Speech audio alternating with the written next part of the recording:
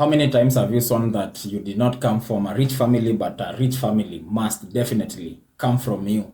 Flashback. I'm not from a rich family. I know I'm from a poor background. Even God himself knows. But a wealthy family will definitely come from me. Are you doing the things that you need to do to make sure that a rich family comes from you, or are you just saying it for the sake of saying it? Doesn't matter.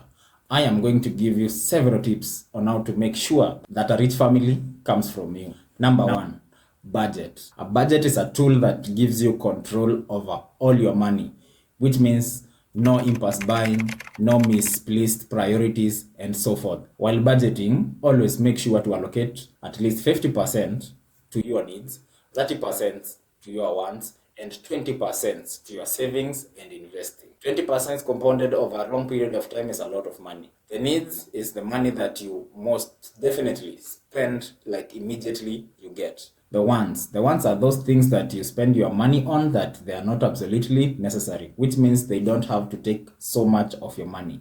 Then the savings. The savings is where you build for your future, is where you plan your future and your retirement. Number two, create a passive income kind of hustle. You can't be the guy who depends on only one source of income.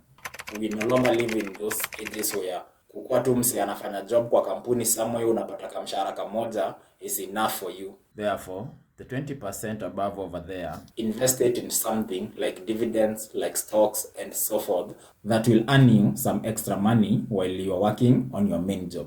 Passive income literally means that you put money somewhere and you don't get to do anything and the money makes money for you. Number three, invest for your retirement. In Kenya, we don't have 401ks like Maju, but I'm guessing there's NSSF and maybe other type of schemes that you can invest for your own future. So that when you retire, you have something that brings you some little money at the end of the month to at least help you maintain the same lifestyle which you were living before you retire.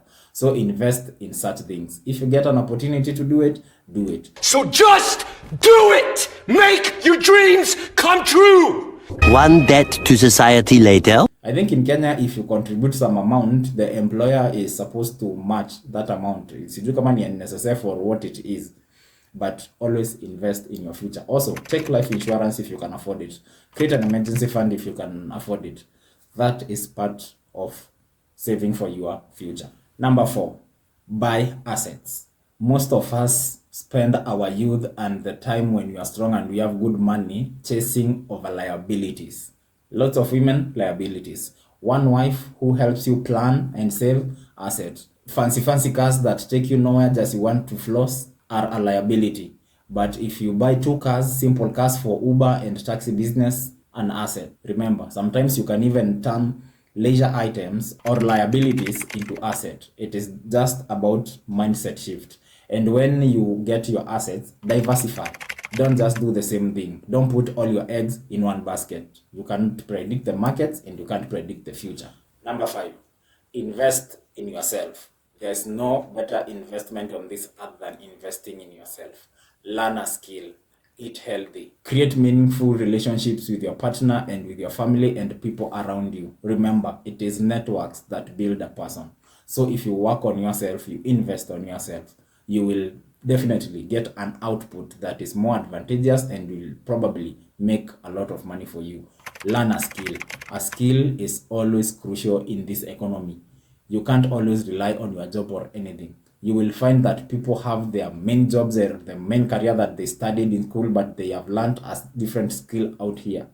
That skill is what earns them even sometimes passive income or just some side hustle money. Number six, set clear financial goals. You just don't wake up in the morning and you decide you're going to invest in this, to do this, you want to make money to buy just a car. If you're making a financial goal, it must be smart, specific, measurable, achievable, relatable, and time-bound. You just don't wake up and just say, fine, I want to buy land. Where? What's your budget? What do you want to do with the land? Even going back to the first point, I want to set a budget. How much am I going to spend on my needs? How much am I going to spend on my wants? How much am I going to spend on my savings? You have to have specific goals, smart goals. Otherwise, you'll just be spending money with no direction, with no purpose. At the end of the month, you will always be broke. Number seven, automate your savings. This works so well, especially when you are trying to pay off debt or you are trying to achieve an amount when you are saving. Just talk to your bank. The moment your salary or whatever money that you have hits your account, that money is redistributed to whatever things you have set aside for that money. For example, every time I want to pay a debt, let's say it's a M-Pesa till debt, I make sure that people pay me via that M-Pesa till, which means before I get that money, Safaricom will have to deduct all the money that I owe them before I get that money, which means I'm not going to receive any money until I have finished paying off that till debt. What does that tell you? I will be paying debt just like that, which is some type of automation. With banks, it's even better. You literally can have several accounts, each with its own purpose. You just need to talk to the bank and they can do the automation just like. Subscribe to this channel. In this channel, I offer insights and guidance on some businesses and the few things that I've learned from doing business in the small years that I have, from a young person's perspective, from a hustler's perspective. I don't pretend to know much. I don't pretend to be the best in anything. Therefore, see you in the next video.